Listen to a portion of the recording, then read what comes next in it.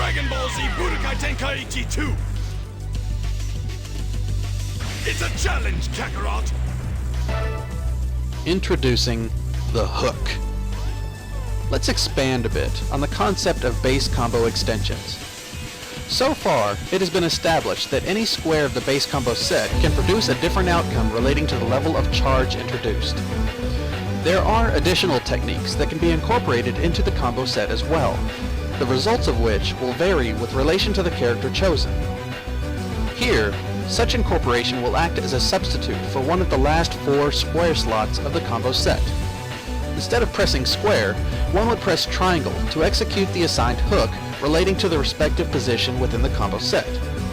A neutral hook will take the form of one of the following: flying kicks, heavy finish, Kai cannon. The flying kicks hook is designed to be a transitional hook to carry the player into the first supplementary combo set. We will get into this later, but for now, just know that flying kicks are a high attack. Such an attack would require a defending opponent to present his guard upward. Unlike base and charged melee, a hook is not limited to the 3 levels of effective defense. For example, a downward strong charged melee attack requires the defending opponent to hold up while presenting his guard. This will exhibit 100% effective defense. Likewise, if the attacker were to perform the flying kicks, which does not include charging, against the same defense, this too will exhibit 100% effective defense. On the other hand, while the defending player would exhibit 50% effective defense against a charged attack with a neutral guard, resulting with guard crush, the flying kicks hook would ignore the guard completely and result with a successful breach. This is a very important aspect of the game to consider, for as similar as hooks may seem to chargeable base melee, the differences among them can change the pace of combat in an instant.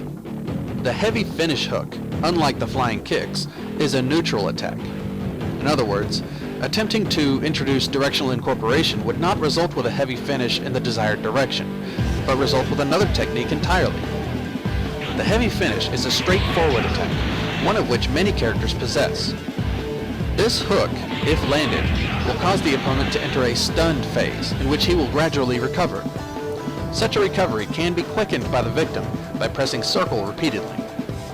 The heavy finish also includes its own special terminus, called the heavy crush. This terminus is noted as a hook extension, resulting with a powerful combo knocking the opponent into collapsed aftermath. Collapsed aftermath is similar to that of red aftermath in relation to the distance ragdoll effect, but the difference is shown when a character enduring red aftermath will eventually enter collapsed aftermath, if not teched properly, while collapsed aftermath occurs directly after the attack. As a result, the victim will spiral to the ground several feet away. To perform the heavy crush, the player would initiate the heavy finish hook and immediately follow up with triangle, triangle, square. Take note that once the heavy finish is initiated, the victim cannot initiate his own guard again until he recovers. A successful execution of the heavy crush combo would prevent such recovery until the combo is completed or the victim succeeds in defending the attack by other means. But how does the heavy finish fit in with the defensive system that is the guard? Like the flying kicks hook, the heavy finish does not follow the same rules of defensive guarding as the charged melee. When a player performs a weak or even medium charged heavy finish, the defending opponent can merely hold guard with or without directional incorporation to successfully defend against the attack. The strong charged heavy finish, on the other hand, is a 50-50 split of effective guarding. Either the defending player can hold guard against the attack and suffer a guard crush, or take the full force of the attack by not guarding at all. In other words, if the player chooses to guard a strong charged heavy finish, the best he could hope for is having his guard crushed. Ultimately, the player must discover a new means of defense when regarding such a powerful attack. The Kai cannon hook is the most powerful hook when relating to matching the player's guard. While the flying kicks and heavy finish include a means of making physical contact with the opponent, the Kai cannon is an attack that forces the opponent away into the distance. In some cases, depending on the character possessing the attack, the Kai cannon can be followed up with a teleport attack similar to that of the banishing attack, but without directional incorporation, nor teleporting into the expected trajectory of the ragdolled opponent. The terminus of the Kai cannon is performed by simply pressing triangle after the strong charged Kai cannon. However, it is important to note that not all characters possess the Kai cannon terminus. Finally, how does the Kai cannon measure up to the defensive system of the guard? In truth, it completely dominates the guard. The Kai cannon, just like the other hooks, is a neutral attack. Therefore, attempting to include directional incorporation will result with a completely different technique. That being said, the strongest guard a player can produce for physical defense against the Kai cannon would be the neutral guard. However, while a neutral guard may be 100% effective against a weak charged Kai cannon, the medium charge will result with guard crush, and a strong charge will ignore the guard altogether. Now that the neutral hook has been explained, it is important that I now introduce the product of directional incorporations within the hook system.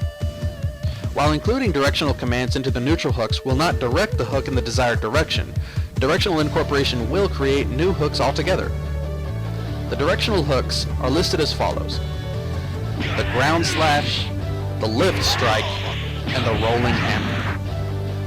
The ground slash, also known as the sweep, is performed by holding down while pressing triangle within a combo set. While the neutral hooks vary depending on the technical placement within the combo set and character choice, the ground slash can be performed in any place on any of the last 4 button slots of the combo set.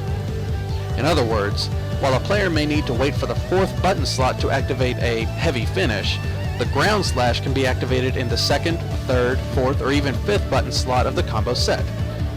When performed correctly, the player will sweep the opponent off of his or her feet into an aerial stun. If left in stun, the opponent will either fall to the ground or perform an aerial tech. Such a tech is also performed at ground level due to hover capability. However, as the opponent is forced into an aerial stun, opportunity presents itself for follow-up attack. Like several hooks, the ground slash has a terminus combo as well, known as the Dragon Tornado. After the player sweeps his opponent, he would then activate this combo by pressing triangle, triangle, square. A bit of timing may be required, for the combo executes 2 teleport attacks before conclusion. This terminus is one of the more flashy combos, and honestly, one of my favorites. Additionally, the ground slash can also be activated by pressing triangle right before the character lands from aerial movement. This will be used later as we progress. As the ground slash is a directional hook, the player must recognize the difference between defensive relations of directional hooks and neutral hooks. If one can recall, the strong charged heavy finish will crush the opponent's guard regardless if the guard holds directional incorporation or not. The strong charged Kai cannon will ignore the guard completely, regardless if the guard holds directional incorporation or not. The strong charged ground slash holds similarity in that it will completely ignore a neutral guard, but will not penetrate a downward guard.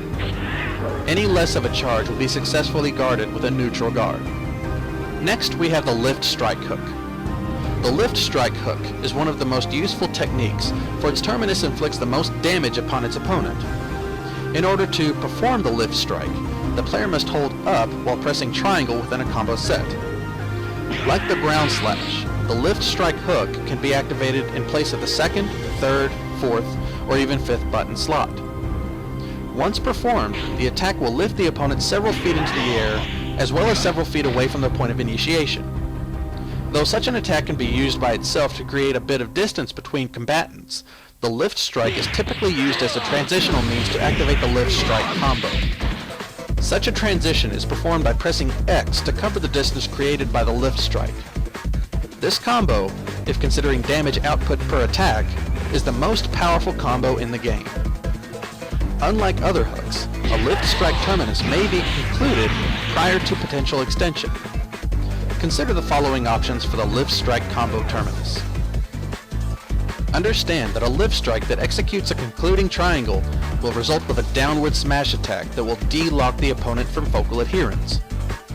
This is a very dangerous technique, for the opponent's offense and defense is compromised without the opponent directing his attack and guard.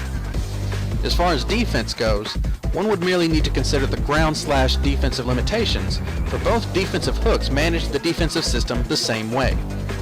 A fully charged lift strike will ignore a neutral guard completely, while a downward guard will hold 100% effective defense. Finally, we come to the rolling hammer. The rolling hammer hook is an attack that forces the opponent to turn around and face the opposite direction. An opponent cannot block attacks from the rear, so this attack can be very useful for follow-up assault. However, as useful a technique as the rolling hammer is, not every character possesses this ability.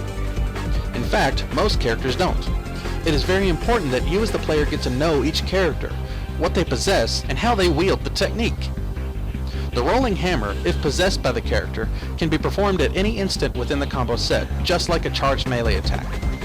While all other hooks must take place as substitutions for the last 4 combo set button slots, the rolling hammer can be performed right from the start. To properly execute, the player would hold left or right and press triangle. As this technique can be charged, one must take note how the defensive system works when considering the rolling hammer. While the rolling hammer is considered to be a directional hook, one must understand that it does not work the defensive system like the other hooks. Instead, it is held in the same regard as a charged melee attack, working with the 0, 50, and the 100% effectiveness system. Unlike many traditional fighting games that require the player to simply hold guard against all attacks, excluding the throw, Tenkaichi 2 holds a much higher defensive skill requirement even at the most basic level. When considering the fact that even when performing the assumed correct guard, some attacks disregard the player's defense altogether. Therefore, even at the most basic level, a higher level of defensive knowledge is required, one that reaches beyond that of the neutral and directional guard. Now, obviously, even traditional fighters have evolved beyond the basic understanding of first-grade defense, exemplified as simply holding guard. Combatants understand the concepts of priority, zoning, timing, recovery, and even built-in counterstrikes and parries. As such evolution has been acknowledged and accepted in the traditional sense, the argument of Tenkaichi fighter evolution proves to hold merit, prevailing over the stubbornness of ego-fueled antagonists. Before moving forward, be sure to note the teching system of Tenkaichi. While most fighters include a tech-based system that allows a fallen opponent to stay on his or her feet, Tenkaichi 2 includes a similar system. There you are. However, such a system also allows aerial techs as well as ground and even object-related techs. Know your surroundings. Now, we're not done with the basics of the combo system quite yet, so stay tuned for the next episode where we break into supplementary combo sets. This is Zero Annihilated, and you are watching Dragon Ball Z Budokai Tenkaichi 2 Evolution.